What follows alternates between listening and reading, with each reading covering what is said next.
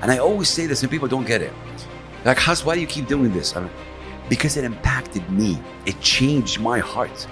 And I felt like, okay, if I do it, maybe I want somebody else's heart to be impacted and changed same as me. This is the reason. So many people want to impress LL Cool J. So many people want to impress X or Y. He's like, we have so many here spitting in English. Yeah. I want to hear how you sound in your own beautiful dialect, in your own culture, and speak your truth in your own way. You cannot limit yourself, my dear brother or sister. Just keep aiming higher. And when he said that, I connected with that a lot. Yeah. So you ask any rapper right now, any Arabic rap, why you started, he might tell you something or she might tell you something different. The essence of why you started, why did you start doing this? Don't forget that. The fans, if they support you, there's not gonna be any force in the world that stops that. Sure. And this is what I'm saying by blindsided. You're trying to impress an executive, somebody who has a playlist in some platform. Impress your fans. Let's flat out. Big teams, big boys, right? My highs and lows, inherit growth, Mr. Deeds. Went from juggling 3 jobs to CEO like I'm Steve. Never been a rotten apple, call me John Appleseed. That's how I bleed. God can see, no other man can judge me. Call him Mike, Mr. International, getting cream. Single mother told me worth, and now I'm worth everything. Went from Wall Street to Abu Dhabi, straight rolling in a Maserati with women that feel exotic. My life too prestige. Man, you didn't have to do them like that, man. You didn't have to do them like that. It was film day. Yeah. We gotta make a statement. Yeah, exactly. We gotta make a statement. What's going on, man? Flat out.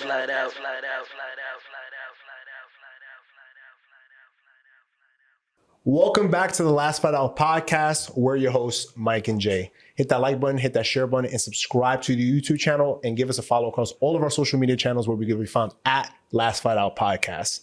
I'm your host, Jay. You can find me at JLubriel26, and you can follow Mike at If Mike was here. Today's guest is a cultural pioneer and trailblazer in every sense of the word.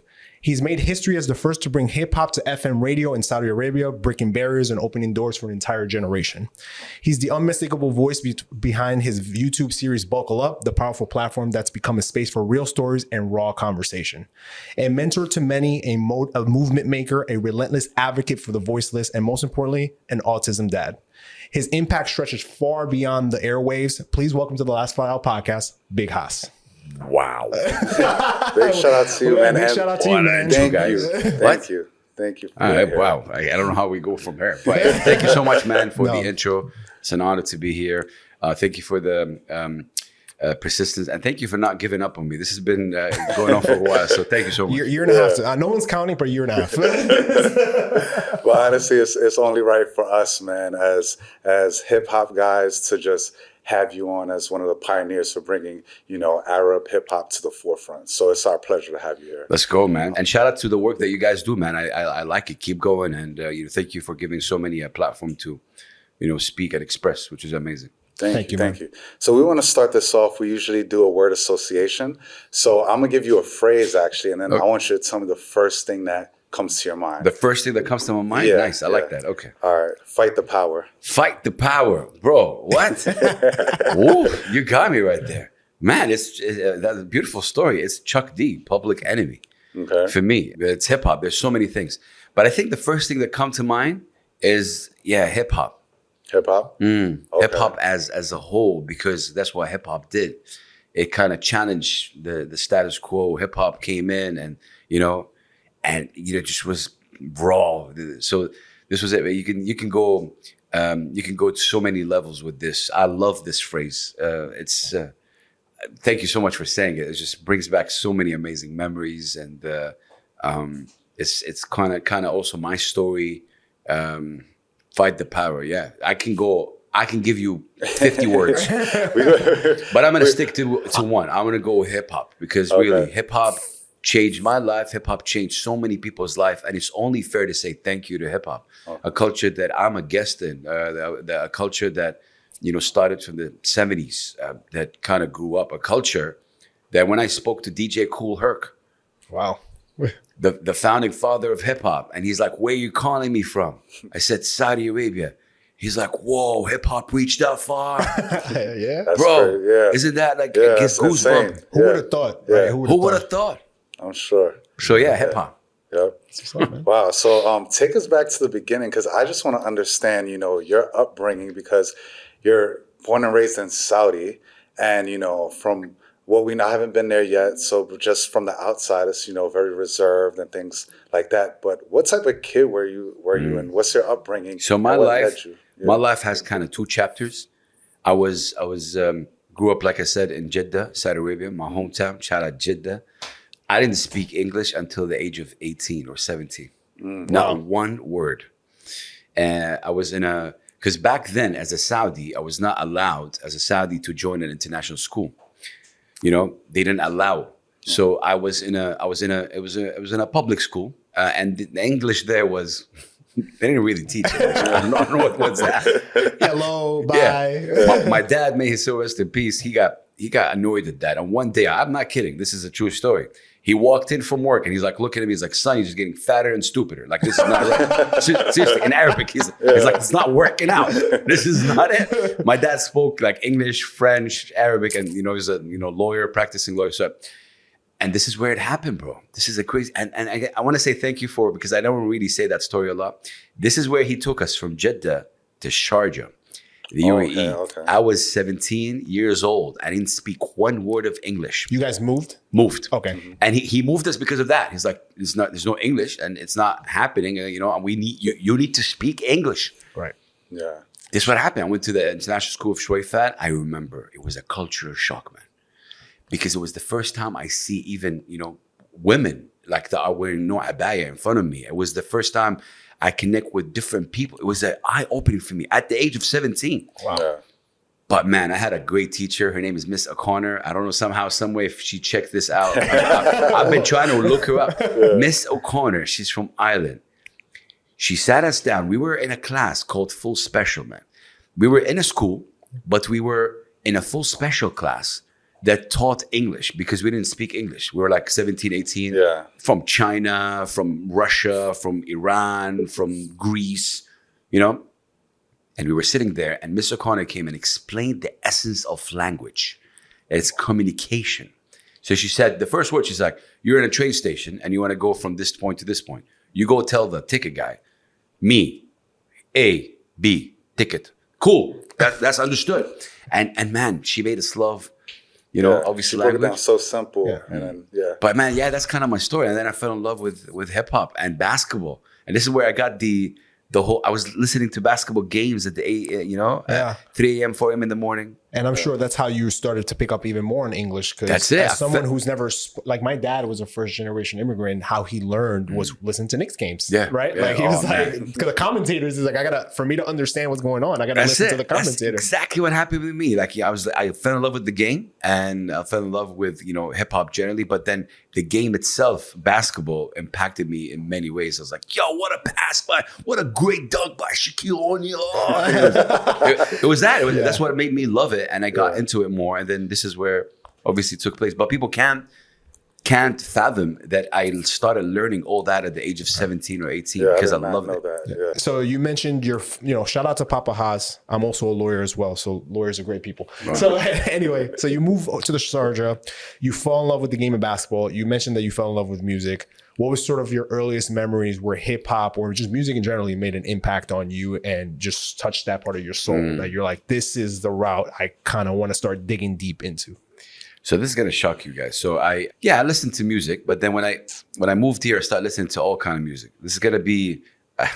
Should I listen like to Backstreet Boys, to really also we all did. I was listening to Thank you guys. You have my back. Everybody listen, okay? So this was kind of the era. But to be honest, I want to be very honest with you.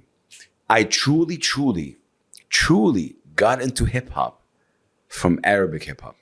Okay. I used to hear Nas. I used to hear, obviously Biggie. I used to hear Tupac. Actually, crazy enough, John Coltrane. Jazz got me into, obviously. But to be 100% very, very transparent with you, it's insane because when I say the story to so many people, they're like, weird. I got into hip hop culture from our Arabic hip hop. This is how it got me to learn more. Right. I kind of discovered 4 rappers. Shadia Mansour, the first lady of Arabic hip hop, Palestinian British. Wow. Omar Offendem, Syrian American hip hop artist. The Narcissist back then, Narcy now, Iraqi Canadian. Low-key Iraqi British. These 4 guys, when I kind of stumbled upon them, they changed how I listened to music because they were saying things I've never heard. And then from that, I started what you're saying about the digging. I started learning about the culture. What is hip hop? Where did it come from? Who's DJ Kool Herc? Who are the founding fathers? What are the elements of hip hop? Because people forget that hip hop is elements, right? Right. And the first element, the most important, is actually DJ, the real DJ, not pressing the button DJ. Yeah, right. You know, Scratching. so, yeah. Mixing. So I got into that from those. This is where it's instilled. It felt like, and I say, if someone asked me why, I was like, because back then no one was talking about it, man. No one was talking about this art form. I was like, but the guys are saying something very important, very deep. How come we're not understanding all that? Yeah. Or we're not really amplifying that? Right. So this was the crazy part for me though. Like the fact that when you speak to people, especially from New York, they go like, wow, you got into hip hop from like Arabic hip hop? That's insane. People at the party didn't even think that existed back then. But it would make sense because just language-wise, and you can relate to it more. Although they spit in both English and Arabic. Okay, like okay. Shadia did Arabic mainly, and Narcy was English, Omar Fed. But the topics were related to me. Right. Yeah. And I guess, and this is going to sound crazy to anybody out there, hip hop connects. Like when I first heard Nas Illmatic, he took me to New York. Yeah. Yeah. Yeah. You know, you guys from New York, right? Yeah, definitely. So for me to be transported from Jeddah, Sharjah to New York, that was incredible. Yeah. Via music. I was just, what? Back then, hip hop, late 90s, 2000s, when I would kind of comprehend and just understand the words, it's storytelling at its finest. Yeah. Storytelling with music behind, right? Yeah. Poetry, emotion almost, Facts. right? So nowadays, music is a little different, obviously, but back then it was truly, you just take my Walkman, just Walkman. and just I love this. Take your Walkman. If you don't know, go check it out. Go check it out, right? There's probably a relic somewhere. The yellow one as well. Yeah. And you can kind of just imagination. And that's sort of like where creative juices kind of come from, right? So Truth. So then, what were the topics, or what was Arabic hip hop back then? Yeah. What hit your soul that you're like, oh, let me rewind that? What did it say? Like, So that's the crazy part. So after I discovered these 4 artists, I was like, there was no platform. There's nothing. There's not, back then the blogs were it. So this is where Revolt started as a blog, right? So it started as a blog so that I can document this movement, because I now know that there's an Arabic hip hop movement that's starting. And, I wanted to kind of document it. Why? Because it felt like a sense of duty. I was like, okay, you know what? Something moved in me. And I always say this and people don't get it. Like, Has, why do you keep doing this? I'm like, because it impacted me. It changed my heart. And I felt like, okay, if I do it, maybe I want somebody else's heart to be impacted and changed, same as me. This is the reason. So yeah, after that, I launched Revolt. It was like a blog where I'm kind of, documenting the kind of messages back then. See, Arabic hip hop went through phases, right? So the first phase kind of was very anti the system, fight the power. When I say fight the power, meaning it's very mad, very angry, very, out there. Yeah. And I understand why, because obviously with the region, it's been very tough to, and the region is also diverse. What people don't understand, Arabic hip hop, you can't sum it up in one country. no. yeah. It's hip hop in obviously North Africa. It's hip hop in the Levant area. It's hip hop in the GCC. It's hip hop from the diaspora. People who are Arab living in Canada, US, Europe. Yeah. So went, whoa. Yeah. You see, it's so Different perspectives. so wide, exactly. And that led me to, I started going, man, from Jeddah, or mainly Jeddah to countries like Lebanon, Beirut, or Amman, Jordan, to cover events. And I remember meeting, there was a Lebanese crew by the name of Faye Al-Atrash. I remember, this was crazy. So I went there and I met this, they're an incredible group, right? Think De La Soul or a Tribe Called Quest, but Lebanese. Right? Lebanese. They were Okay. starting, they're really cool, right? They had a beatboxer, they had a couple of rap, it was really cool. So I remember telling the guy that I flew from Jeddah to Beirut to cover the event. And I remember the guy, Chino, he's like, what? Wait, you flew to cover us? Well, what? Because there was not unheard of. Like, you know, for a journalist to fly to cover an independent underground, you know, event. It was like, Right. you know what I mean? So it started off like that. So you say you're a journalist. Now, is this your job? This is what you're in. This is what you studied, or is it you have another job and this is my passion? No, yeah, 100%. I was a sales, you know, sales executive. I sell media sales executive. This was my passion. This was something I connected with, but you couldn't make money of it. You couldn't live from it.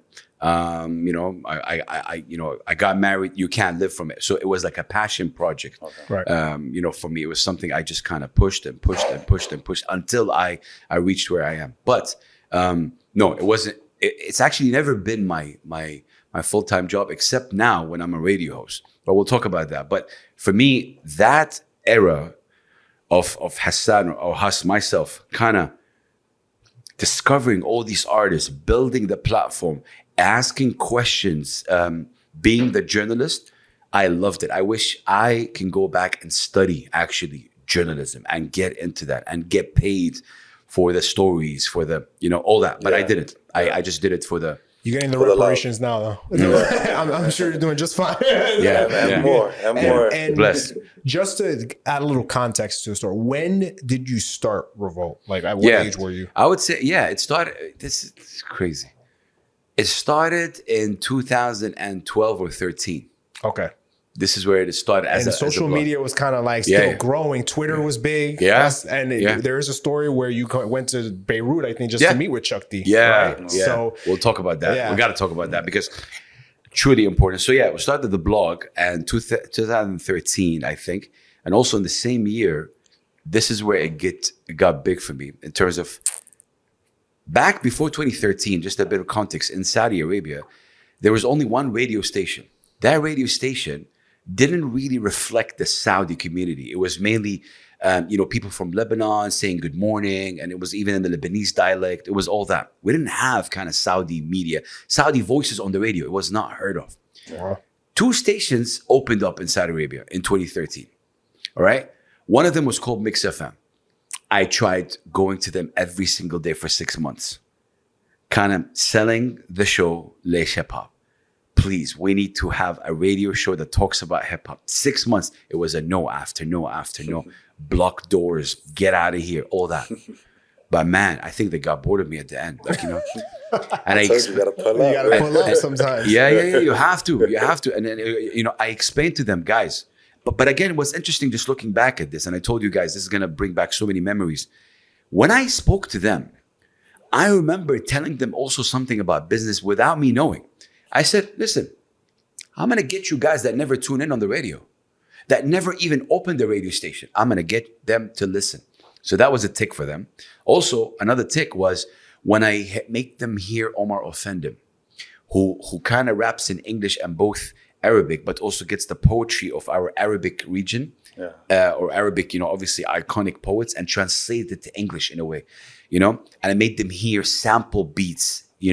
From, there was a guy called Bugsy, incredible. I still play his beats till now. He's a producer that samples Arabic heritage, incredible music with hip hop. So when they heard that, they were not aware that wow, that sounds Arabic, but it's hip hop. That's amazing. So it was crazy for me. The first day was super cool, man. When I just look back at it, launching Saudi's first and only FM hip hop radio show, Leish Hip Hop, that celebrates now 15 years on the airwaves. By the way, the show still goes on.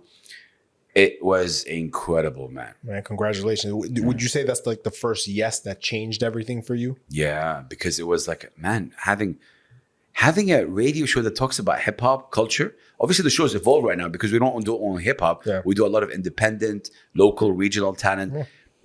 The show has evolved. Yeah. I got a message about 5 months ago, a message that really got to me. A guy was like saying, man, I was 15 when I started hearing you. I'm like 27 right now or something like that. Or, and I have kids and I still remember how you were able to impact me. So man, we grew together. And there were so many kids that used to listen to the show. So many rappers used to get shocked that their song is on the radio. Yeah. Because I used to clean it up, to be honest. Like, some of them had bad words. I used to use a software called Audacity and just, cut it up and, play it on the radio. Wow. So I did the work, man. It was amazing. I've had amazing interviews. Cool Herc was one of them. I've interviewed so many people on the airwave. But the most shocking part is like Saudi hip hop. What's going on? But how was the? I guess what was your support system like? Because you're married. You have a wife. Is she looking at you like, what are you doing? Yeah. You know, and So even your that's parents? interesting. So for me, definitely, Ahmed, my wife, my one and only, definitely my better half. Without her support, you wouldn't see me here because she understood. She really grasped what I was trying to do. And, you know, obviously she kind of turned to be a hip hop, you know, also fan. So yeah, she got my back like big time. Because when you say support, I didn't have support from outside. So I used to go back home and complain. She used to listen and say, yo, keep doing what you're doing. So that was kind of supportive, you know, to me. But back then it was very difficult. Not a lot of appreciation. Not a lot of people understood. It was a lot of closed doors that I had to break, not open. It was that. But then, this is the crazy part. Few months after the show, this is where the messages start changing. Because in the beginning, it was like, you know in the beginning how it was? Huss, man, why are you getting a foreign culture, Western culture to us right now? What's wrong with you? It was really putting me down, right? Yeah. Right. But then, the persistence led to, oh man, thank you for changing my opinion about this. Thank you for telling me about this artist that I'm a big fan of right now. Yeah. Thank you for giving this platform. Oh my God. See, all that start changing within, I would say, the first year. And just on that, like that's the reason why we call you a movement maker, right? Because you actually changed the thought process of a vast majority of people from a certain culture based upon, you know, hip hop or whatever they previously thought about hip hop. And you mentioned all the closed doors, the no's, the rejections. What's a sacrifice you would say that no one has seen? Because obviously, you know, your big house today, everyone, you know, thinks that everything probably went smooth or whatever. They didn't see the sacrifices. What did you have to sacrifice in order to get to Revolt, in order to get to Laish Hip Hop, and in order to get to the person who you are today? Like, what are some of the early day sacrifices that you had to go through? I think when you're doing something that you're passionate of, I don't know if sacrifice is, that's very interesting because when you talk to, I'm not drifting away, I'll answer your question, but when you talk to NBA players, right, they would say the main sacrifice was like not spending time with their families because they're always on the road. Yeah. You know, I heard LeBron James talk about that. Shaq talked about that. So many players talk about like they don't celebrate birthdays a lot. So that's a sacrifice, not spending enough time. Let's say for me, sacrifice is a big word, right? Because me and my wife, we were in it together in a way, and I was always with her. And because, I'll be honest, and this is a crazy part, might shock a lot of people, I never really depended on it as for a living. Right. So you can take it both ways right here. You can say, okay, Huss had other source of income, which was I used to sell media. And then on the side, I did this. Yeah, that's a fact because that didn't bring me money. And by the way, even the radio station, I'll be honest, I got paid $300 per month for that. Oh, damn. Yeah. And I guess they're not even promoting the show or anything. No, they are. But I used to to do everything. I used to get the crew. I used to get the film guys, you know, I used to document everything if I can document. It was none of that existed over there. So to answer your question, no, I don't think there was big sacrifice as the word sacrifice, because sacrifice means that you sacrifice something for this. No, I was like, it was very difficult to obviously put two and two together, meaning I used to have a job and then at night come in and, you know, obviously do all this work and do these interviews, plan trips here and there, you know, do the blog situation. But yeah, my show was weekly. So it was back then we had the weekend Thursdays. It was every Thursdays, then they moved to Saturdays. Once a week, 1 hour, I go on and I change how Saudi FM is sound. You heard the Arabic music throughout the day. Yeah. And then at 9 o'clock, Thursday, coming with beats and like DJ Premier. I remember having DJ Premier on. Right? Oh man, that was iconic for me. One of the most incredible, you know, prolific producers out there, and he was so shocked. Right. I had LL Cool J on. That's iconic. That's timeless right now. How do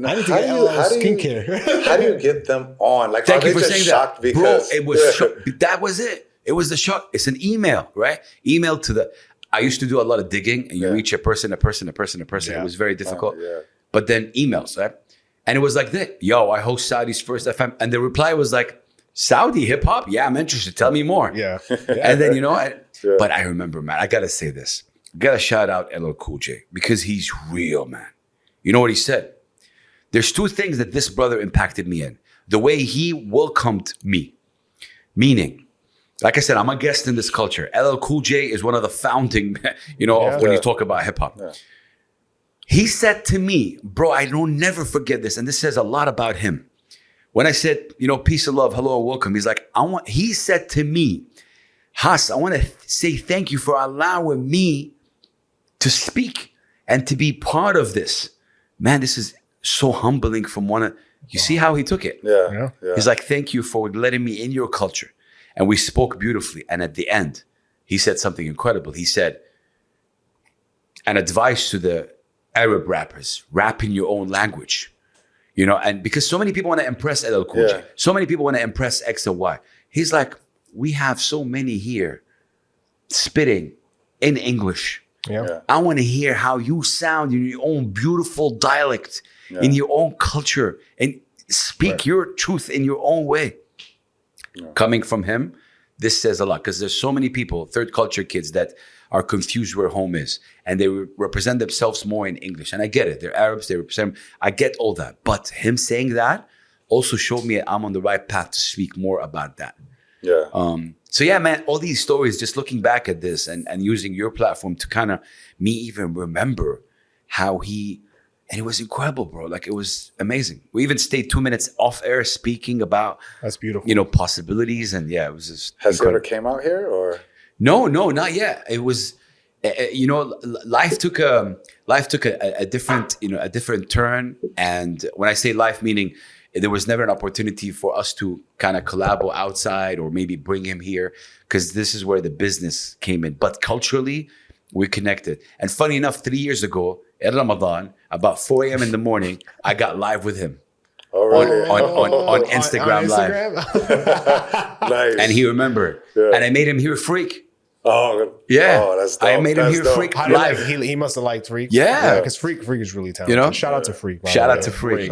So, I mean, we can completely relate to the not turning a profit on something, making something sort of like a side passion and kind of, we both have our own careers, right? Our day jobs, pretty demanding, and we have to fit this into that. So it's not really a sacrifice. Yeah, that's my point. Right? Like it in a way, because it's not like if God forbid the podcast stopped tomorrow, we'll be fine. So, but it's in terms of like sacrificing your free time in terms of like, what will you do if you didn't have this? Because it was a passion project for me. I believed in it. Yeah. My wife also, God bless her, she also believed in the vision. Nobody else in our kind of circle did that.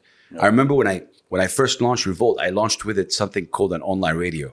I don't know if you guys remember, online radio was like a thing. Like an iHeartRadio or something? Something like that, but it was online. So I used to broadcast. And man, only 2 people did. My wife and someone else. Hey, you always got 2 though. That's all you need. 2 people. And my wife was in the other room and I'm broadcasting. Ladies and gentlemen, I'm broadcasting for you. Like, who's this today?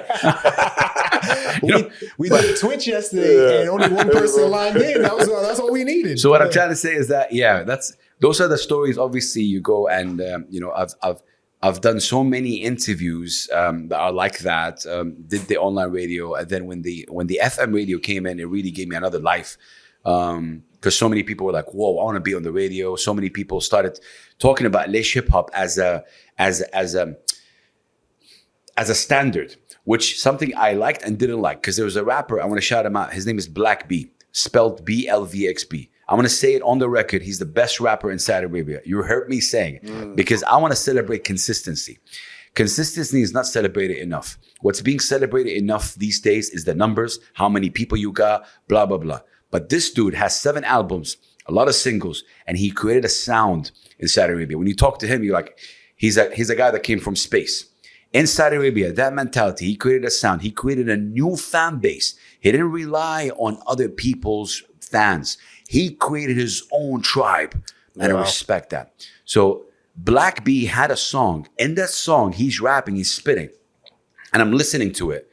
And he had a bar in Arabic that says, in a way, that all of you rappers just want to reach hip-hop, Leish hip-hop with Big Hass. I want more. And he goes like, I like that guy.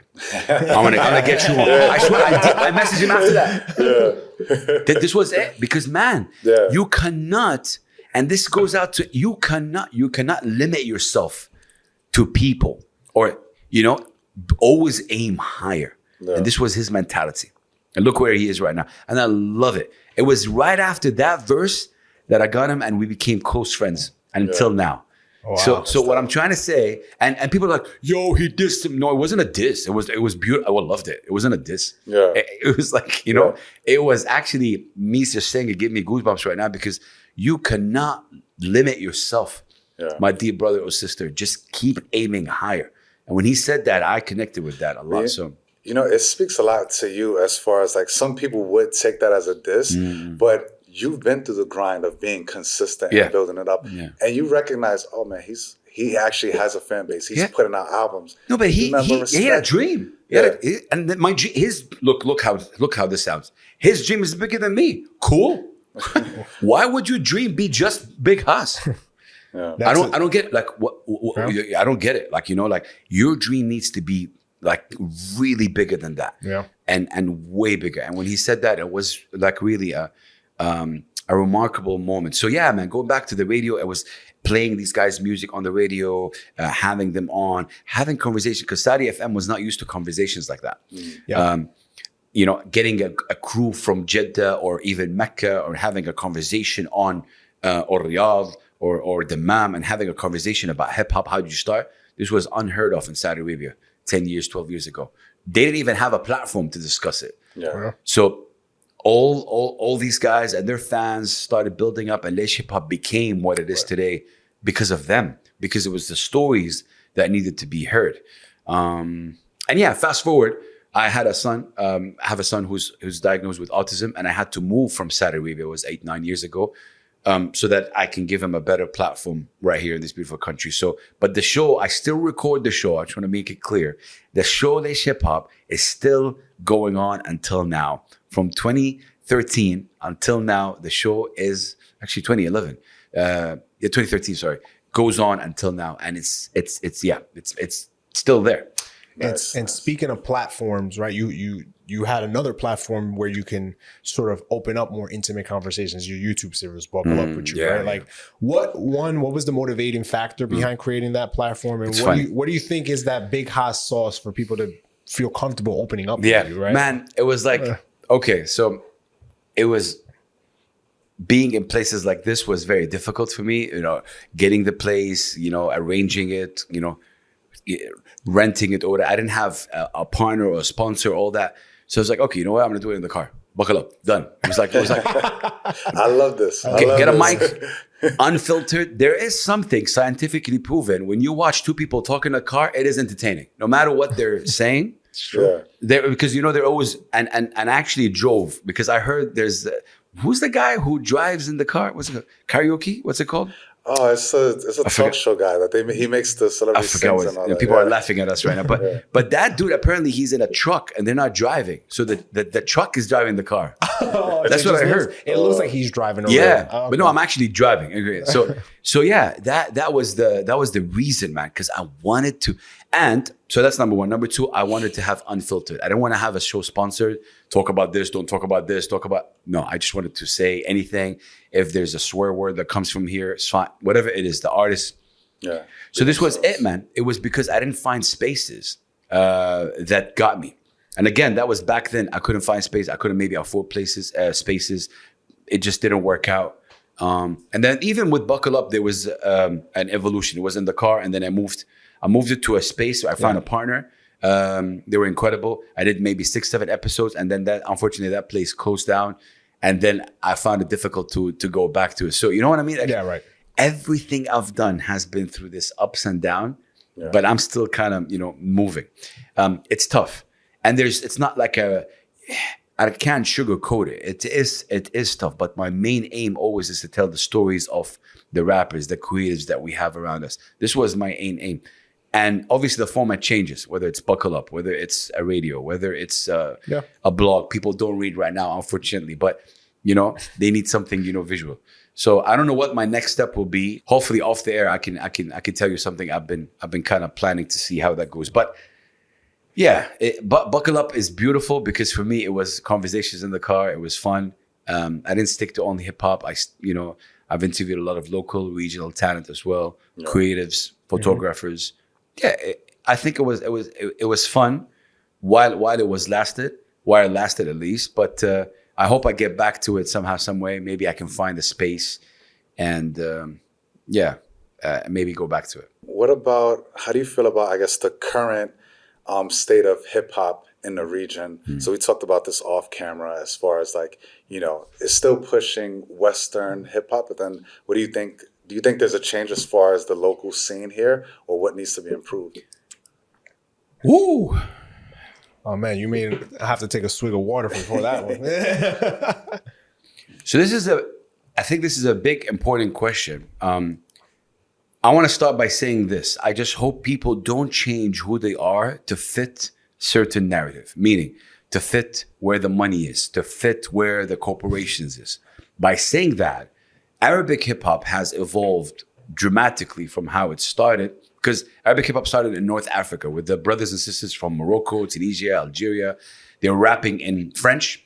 And then they're like, why we're rapping in French? We're Arabs. And then they started using their own dialects. And, and it went on to move on and did this thing. Yeah. What I'm trying to say is that when it gets commercialized, corporations and money have their hands on it. And hence you start changing the narrative. What I'm trying to say, going back to the first thing, fight the power.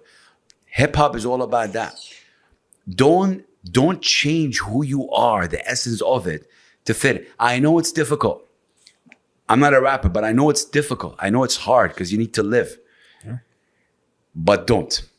So this is where I see it. I see people are trying, but corporations, they come in and they started to, labels and stuff like that. And also the idea of a label, I have a very, very, very harsh opinion about it, meaning a label for me is something that empowers, right? Right now, labels are looking at mainly followers, how many TikTok hits this had.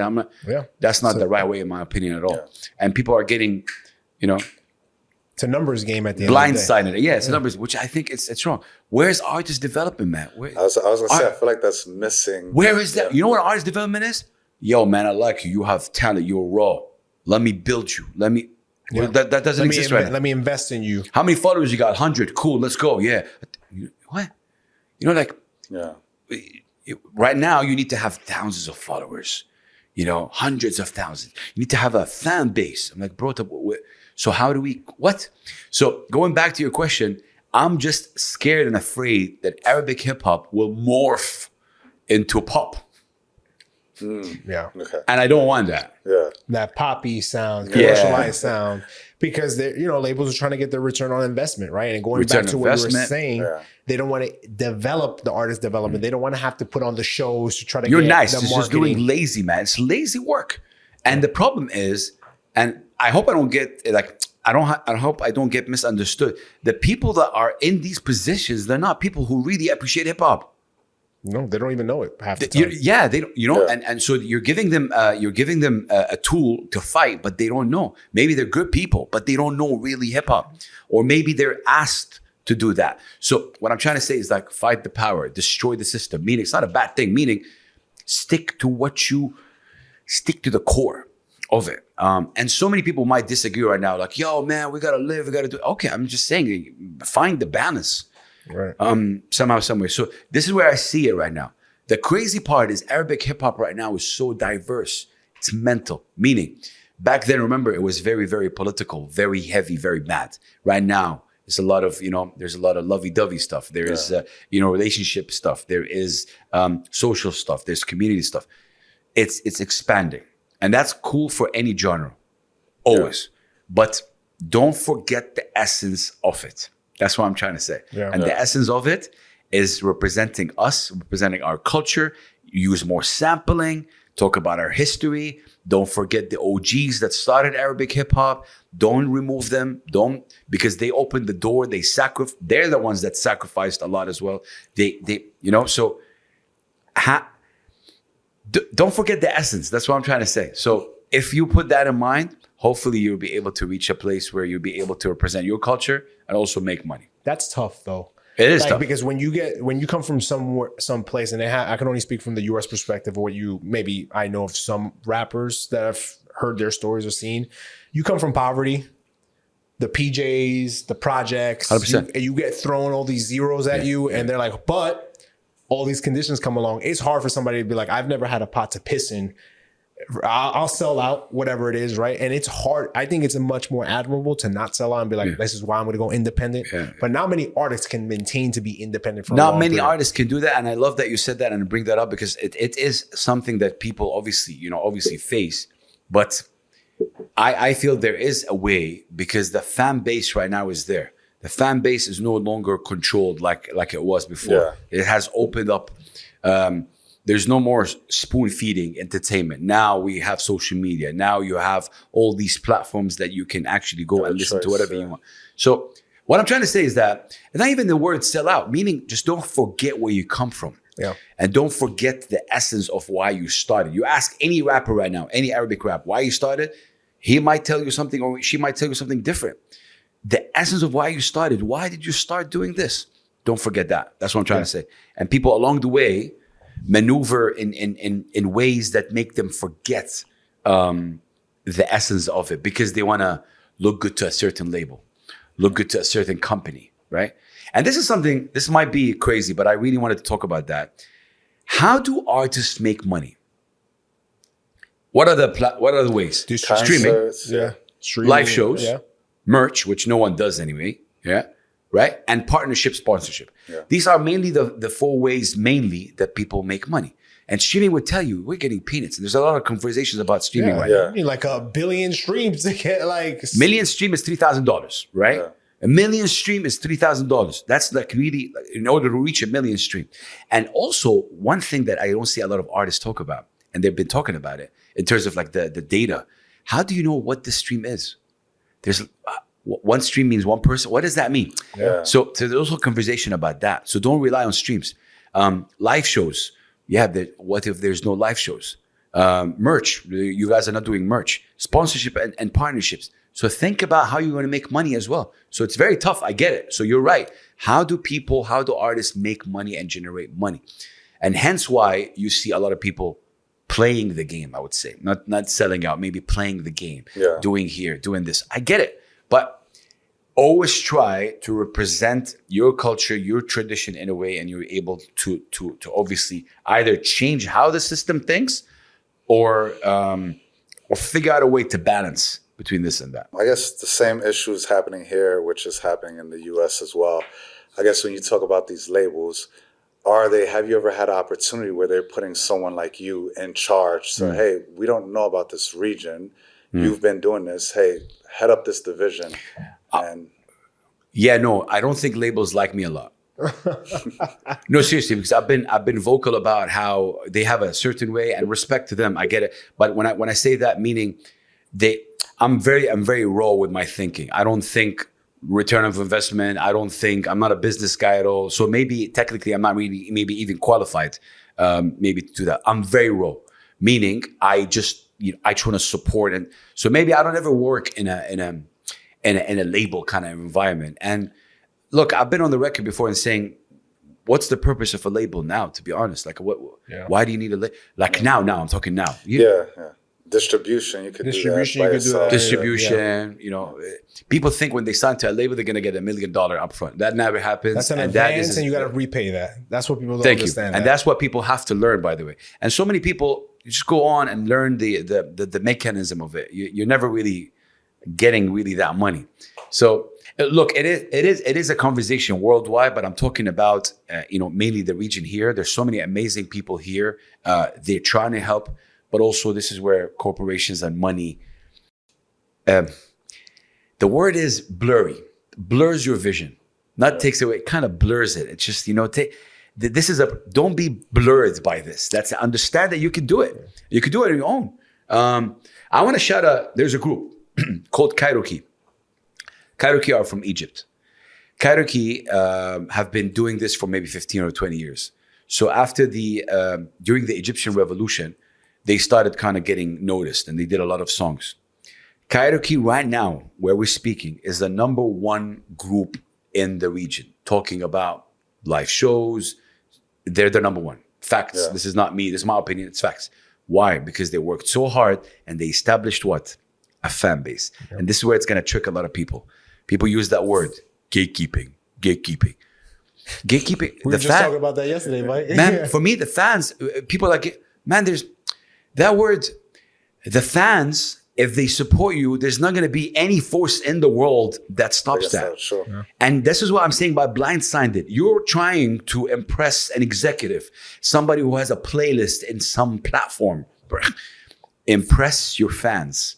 Build your this is what Kairoki did. Yeah. Do you know that Kairoki, I don't know, I want to get the numbers right. They have this kind of event called Empire or something like that, where they gather for 2 days and they get 25,000 people per event to come only for them.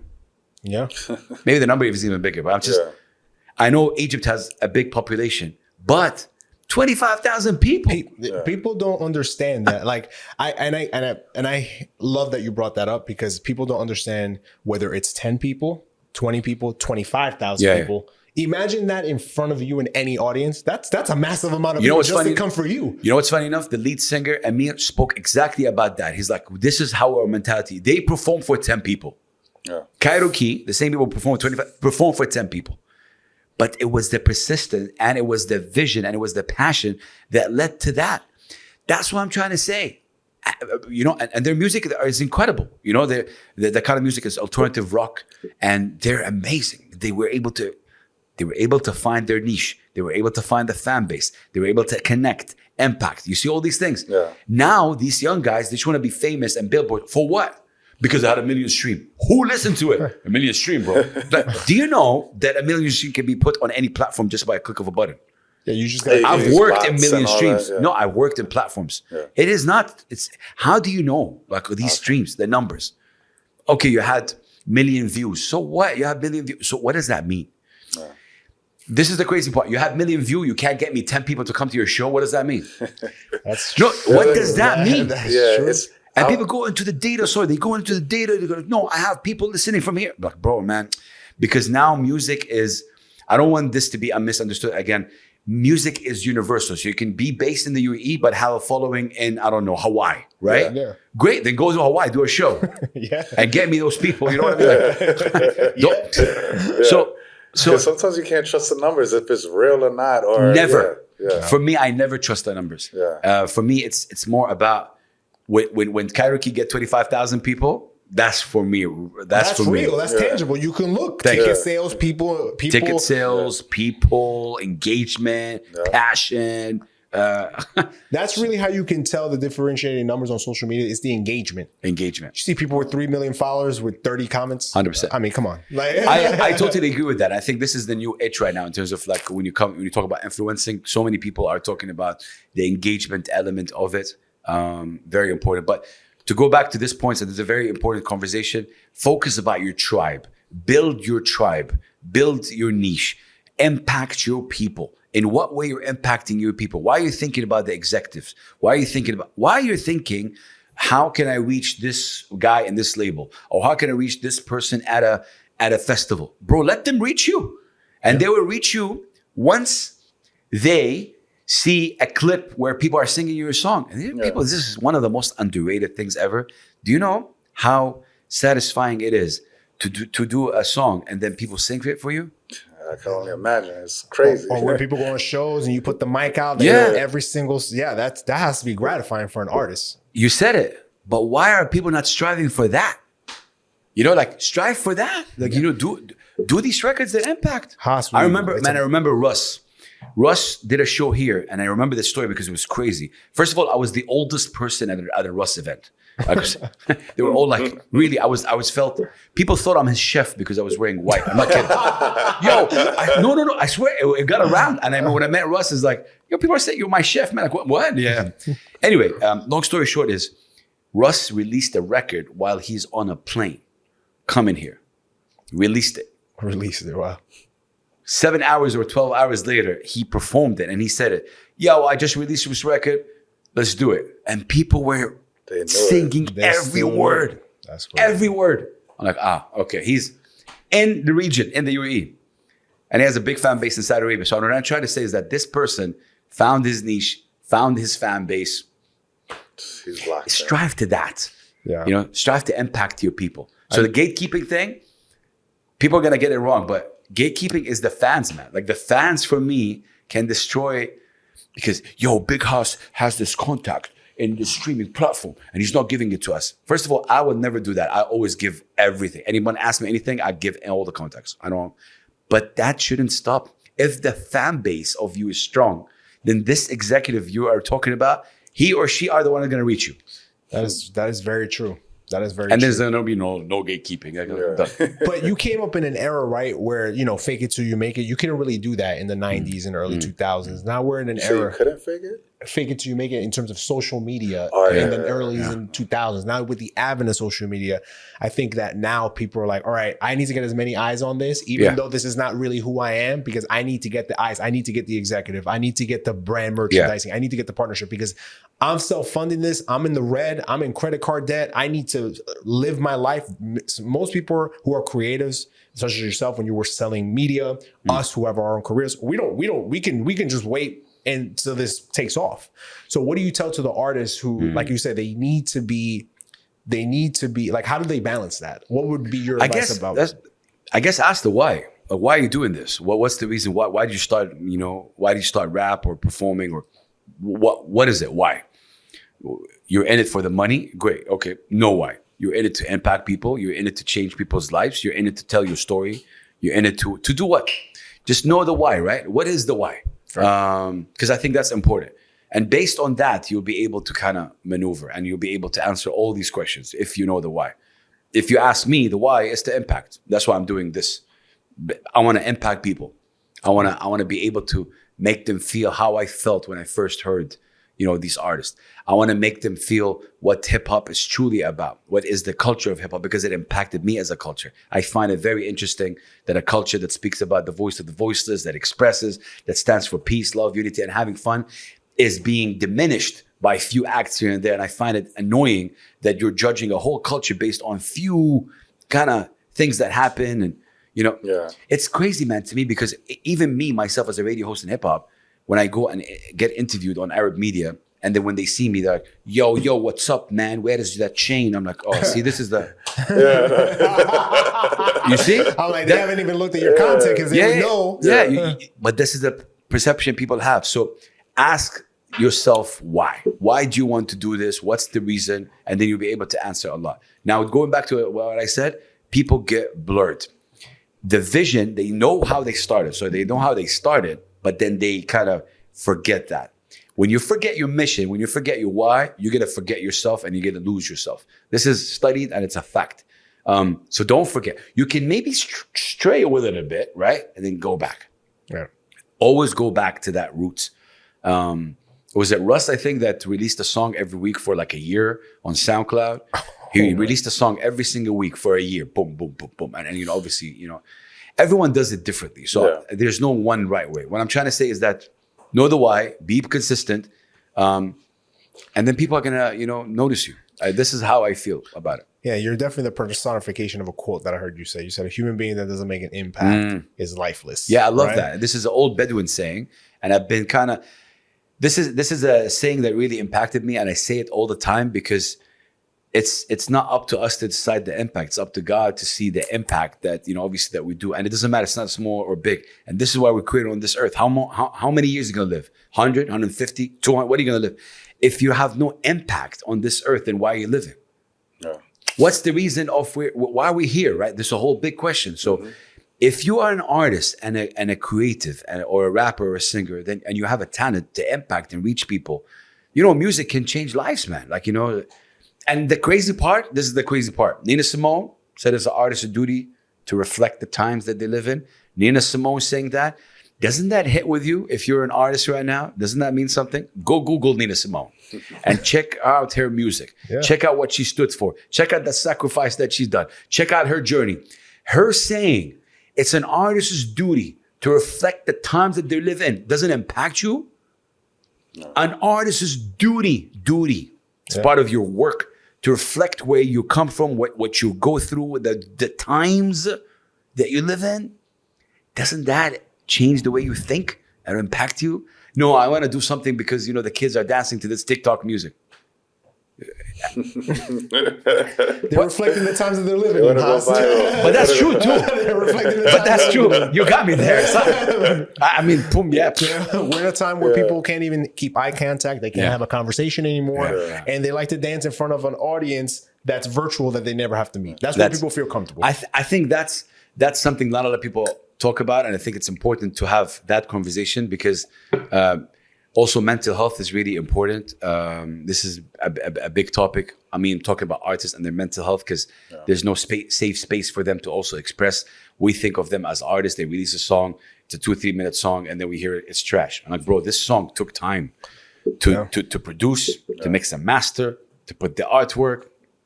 It takes time. So for me, that's what I'm saying, man. We live in it's a cutthroat world, man. Like it's crazy. You have to be mentally strong. You have to be, you have to know the why. You have to know why you started. All these things. So when you have all these negative things, you're not really impacted, So I just want to know, as far as, you're a consistent person, you're following your passion.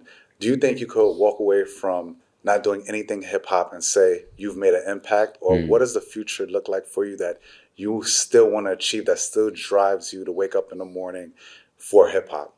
I want to start by saying I'm a student of the game. I'm a student of hip hop, and we all are students. I will always want to learn more. I would say the future, or maybe the dream, I want to have a bigger platform in order to reach more people. Meaning, I want to be able to, because if you think about it, and everything we've discussed, name the platforms that I have. Okay, break them down. Revolt. I created Revolt, but it's not like a big thing. It was like I created out of necessity. And I joined a station, Mix FM, but the station is not a hip hop station. I had a show on that station, and somehow I kind of became bigger than the station in a way. You know what I mean? In a way. So that's not it. Buckle Up. That's a platform I created as well, but it didn't really, kind of blow up. I'm a radio host right now. I host the Drive Time show. Yep. In Sharjah, Pulse 95 Radio, which is Sharjah's first and only English radio station. I do it this is my ends meet. This is how I'm living right now. I'm living the dream of being a radio host. It's not music related. It is a Drive Time show. I do have another music show on that station. So these are the platforms that I have. I feel, to answer your question, to be honest with you, I want to be able to be in a platform that is already like big, or launch my own thing. Do I have the fuel for it? I don't know. I've been doing this since 2011 or 12. Do I have the fuel to start something new? Because right now, to answer your question, it's Instagram for me. If I see a rapper or an artist, boom, here you go, pot, story, done. Is that enough though? It's not enough. I want to be able to reach more. And this is where, obviously, all these, the people were talking off air. So I look up to Sway a lot. Yeah. What he was able to accomplish. Sway, the Ebros, Stretch and Bobbito, Big Boy, right? All these radio hosts and all these people that impacted the culture in the best way possible, and all these conversations that I had. Where were these conversations? In a platform. Right. Yeah.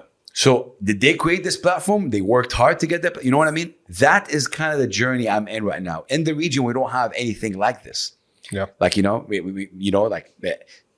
So self-reflection time. Maybe it's my fault. I didn't work hard enough to create this platform. I'm just thinking about it right now with you guys because I really felt at ease talking to you. And maybe it's my fault. Why don't you create it, Haas? 10 years ago, 12 years ago, why don't you create this, what you're talking about? Why were you always striving to join in or be part of something bigger that can amplify your voice? This is a question I'm thinking about right now. So I don't know. I want to be able to impact more. So to answer your question, no, it's not done yet. I want to be able to reach more people, impact more people. And people maybe was like, yo, Haas, you're already reaching. Yeah, but it's only through social media, to be honest. And, my when I meet people and when I stand for part of the interviews I've done with rappers, some rappers know me when they were like 16. Wow. And then now they're like 27. Like, yo, Haas, I used to see you. And now he or she is a big time rapper. Right. That brings joy to my heart. But okay, if I'm able to impact and help more, I guess that's the dream. Yeah. amplify my voice in a way, like get much more solid. But while I'm telling you that, I'm also self-reflection has like, why don't you do it? Like, why don't you launch your own like that? Whether it's like, whether it's, by the way, fun fact, Revolt came from my passion of radio with Voltage. It's 2 words. Voltage, I wanted to have my own radio station, Voltage. And, you know, Revolt, I wanted to revolt on the mass media and all the nonsense that's happening. Hence why Revolt came. So maybe manifesting from here, maybe launching my own radio station and that platform and, you know. You never know. Inshallah, right? That's what you guys say. Just thinking about it. But yeah, thank you for bringing that. I'm going to think about that all the time right now. Why didn't I do it? Why wasn't I the one that created this platform that I'm talking about, like that I'm striving to be? And that's so impressive to hear somebody who's been in the game for as long as all the things you've accomplished, thinking, man, and you're thinking about something that we spoke about off camera, where you're thinking about the things that you didn't do rather than things that you've accomplished, right? But like, sometimes that's the problem. But that's why I want to thank you guys for making me remember some of the things, you know, and sometimes it's important. But that question hit home because, why didn't I? Maybe because I didn't know. I was ignorant at some things. I was not maybe informed. I didn't have the means. I don't know what the reason is, but I'm gonna think about it, and maybe that can help me understand why. Because you see, I go back to understanding why didn't I do it? Because I could have done it. Why? And you know what the crazy part, when I speak to people like Stretch and Bobito and Sway, and because I had conversations with them, and they say the same thing, like, you know, it's consistency. Like, look at Sway's contribution to the culture from the beginning till now, what he was able to do and how he kept at pace with the stories that were coming up. You know? He's a pillar of the hip hop culture. Exactly. Yeah. You know, he was always reinventing himself. Like, and I think that's what you have to do. You always have to reinvent yourself. And dinosaurs get extinct. And I don't think I did that the best way. So for me, it was more like, and maybe life took a turn when Ahmed, my son, came, being an autism dad, focusing a lot on that. Now I speak a lot about autism and the way it impacted me. It taught me patience. So look, I believe God doesn't give you something you can't handle. That's how I believe. So with that, maybe God sent me Ahmed so I can be more patient. And when I'm more patient, I can realize what I can do with this hip hop thing, or, you know, so you know what I mean? But I wouldn't have been patient without Ahmed. Because knowing me, I'm not patient at all. At all. Yeah. Like, if you ask my wife how I was and how I was right now, how I am right now, big difference. Right. It's because of Ahmed, my son, who's on the spectrum. He came in, regulated me. Sometimes you need those sort of life events to sort of like reinvent you and just recharacterize yourself. But I like that. I'm going to think about it. Thank you, guys. Wow, this is like a therapy session. Reinvent myself. No, seriously, I'm thinking about it. Maybe this is something I didn't do. You know, it's very important. And so many people might be shocked to hear that. I need to reinvent myself so I can be more powerful. I can be much more impactful. I can reach more people. Maybe that's it. But the beautiful thing is, we're here today, and, you know, inshallah, tomorrow, and it's like, there's always opportunity. Always an opportunity. I come from the background as well. You create your own opportunity. That's what I'm saying. You know, the door is closed. You know, I always say, you know, destroy it. If there's no door, create your own door. Like this kind of thing. So before we wrap up, we have one final question. So we are the Last Flat Out podcast, Haas, and we always ask this question. This is our hallmark question of every podcast, right? So what was your last flat out? And that basically means, what was that pivotal moment, that turning point in your life that had you not taken that risk, you wouldn't be here sitting in front of us today? So it's not a risk. It's something that happened that changed my trajectory. I was going to quit. Quit everything? Yeah. Okay. 3 years down the line, after I launched Let's Hip Hop, and when I say quit. I don't want to do this anymore. I don't want to be involved in hip hop. I don't want to be involved in media. I'm done. This is where the story of Twitter came in, when Chuck D said, I'm going to Beirut, Lebanon. And I found out he's going to Beirut, Lebanon. I'm in Jeddah. I was like, I have to go. Chuck D, great. And we were talking on DMs in Twitter. He's like, if you make it, great. We'll see each other. And this is the moment. I walked in. I found out where he is. Chuck D being Chuck D. He's sitting with what? With local producers and rappers. Wow. Okay. You see, he didn't go somewhere. He's sitting with local producers and rappers from Lebanon, right? And they're sitting in a cafe. I walked in. This is the crazy part. I walk in. And he's like, Big Haas. I'm like, whoa. And I didn't see some rappers like, how the hell does Chuck D know Big Haas? Like, what the? Walk in, we embrace, man. And he's pretty like a large guy. And I swear, I don't forget what he said. Like 3 words. Those are the words that impacted me. He whispered, he's like, I see you. Don't give up. Stay locked in. Man, that's it. Wow, That's powerful. that's powerful. Bro, and he was like doing it. And man, I was like, the whole time, my friend is looking at me. He's like, you're not here. I'm like, man, I'm thinking about what just happened. Chuck D, full circle moment. Fight the power. A person that sacrificed, pushed hip hop culture like nobody. Telling a young kid from Jeddah, Saudi Arabia, a blue-eyed kid, not to give up, and he sees me? It's powerful, man. Who am I to quit? I was going there, I was quitting, man. Because it was very tough. 3 years down the line, I'm not getting support. I'm not going to get validation. I'm doing a lot. I'm doing a lot for the station. I'm doing a lot for the rappers. Nothing, not seen. No one cares. So I'm there. I'm like, okay, this is going to be probably the last thing I do. I'm very low. Man, I went back on that flight. Rejuvenated. Rejuvenated like this, man. It's like, let's go.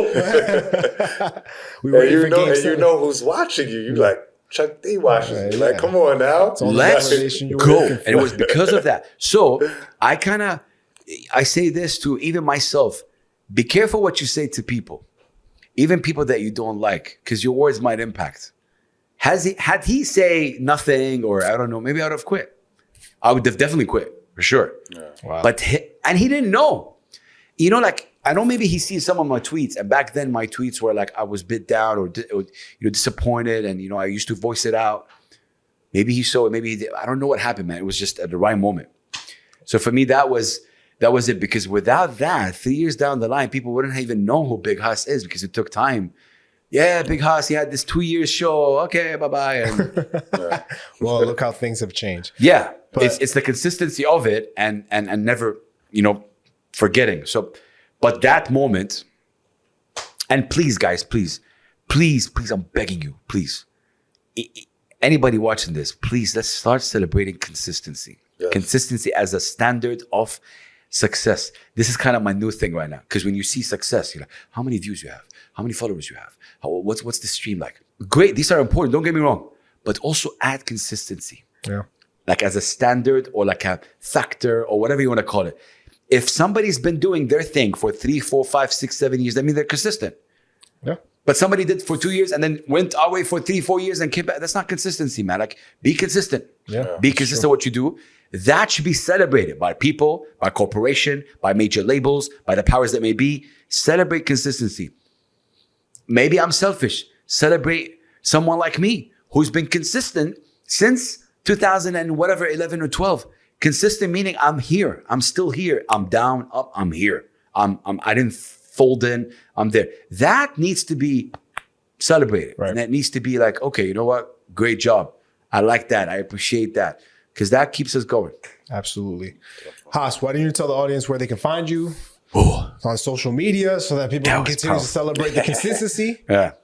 No, I want to say thank you guys for the platform. Really Oh, thank amazing. you. No, thank you. Trust me. Thank you. No, seriously. yeah. Thank This you. was amazing, and please keep doing what you're doing, because it's a beautiful. You have a very easy way to talk to, and I did majority of the talking, obviously, but you welcomed me into the space, and I felt at ease. So thank you so much. People can follow me on big_Hass. I'm mainly on Instagram. Yeah, big_Hass. Revolt, which is the blog, is now a published magazine. So I took it to a physical copy, meaning the blog is still there somehow, some way. but every 3 or 4 months, we release it physical copy. And we have an artist on the cover and stuff like that. So people can go check it out as well. It's re-volt mag.com. Every 4 months or so, we release a physical copy so we can keep the culture physical, And, Yeah. I want to say something at the end, if you don't mind. I want to shout out all the people that obviously helped me, supported me, vouched for me, took my BS. I never came in with malice or bad intent. The only thing I would say, why you say that, like so many people and artists look for my validation and look for my opinion. Stop looking at that, because I'm a human being that have opinions as well. And if I say something that you don't like, I don't want you to quit rap or quit music or say, because I've faced a lot of these, by the way. people would say, yo, Hus, I look up to you. You're amazing, bro. What you do for the art is incredible. That's my song. And then I listen to it. I don't reply, or I say, it's okay. Hus, man, you don't support nobody, man. What's your... But that, along the years, scars me a little bit. Yeah. Because I don't mean that. I'm just real with how I am portraying. I can't push you on my social media if I don't really believe in it. Hence why the validation shouldn't be from one person. Yeah. Don't rely on me. I'm a human being. I know I'm a platform, and people will be like, yo, Hush, but you're a platform. You have so many. But I'm one person. I have opinions, and I have thoughts, and I have, ethics. If I'm 45 years old and you're doing a song that I can't relate to somehow, some way, I can't push it if it's against my ethics. I'm not gonna put it down. I'm not gonna turn it down. I will never do that. Yeah. I will never go on, yo, this guy is never. But I can't push it. Yeah. Right. All right. So please understand that, and thank you for giving me that time to explain this, because I think people misunderstand that and they think that I don't know. I'm very real with my support. And if you made it on my social media, that means I see something in you and I believe in you. And maybe that's the crazy part. Maybe that's difficult. Maybe that's the bad part in me. Maybe that's the problem. Right. Maybe I need to support everybody. Everybody that comes in and support everybody. And then it wouldn't mean anything, right? Like when you actually did support that's what I'm somebody. saying. For me, I need to believe it. Yeah. So please, and I'm sorry if I made you feel a certain way, my dear sister or brother. Seriously, I want you to believe that you don't look for anybody's validation. Seriously, nobody should tell you that your song is bad or good. And if you are quitting music or rap or singing because one person told you that you suck, then sorry, then you don't deserve to be an artist. It's very harsh. I get it. But man, there's a lot of no's out there. Mic drop. Mike, why you don't tell the audience where they can find us, man, and we get out of here? Yeah, you know where to lock us in at. Last Flight Out Podcast, all social media platforms, to TikTok, now Twitch, Instagram, as well as on all streaming platforms for podcasts. We're on Spotify, we're on Apple Music. So thank you again. Great episode. Once again, we appreciate you so Big much Haas. for everything. Honestly, same time next week, same place. See everybody later. Peace. Let's flat out. Big teams, big boys, alright? My highs and lows inherit growth, Mr. Deeds. Went from juggling 3 jobs to CEO like I'm Steve. Never been a rotten apple, call me John Appleseed. That's how I bleed. I can see no other man can judge me. Call him Mike, Mr. International, getting cream.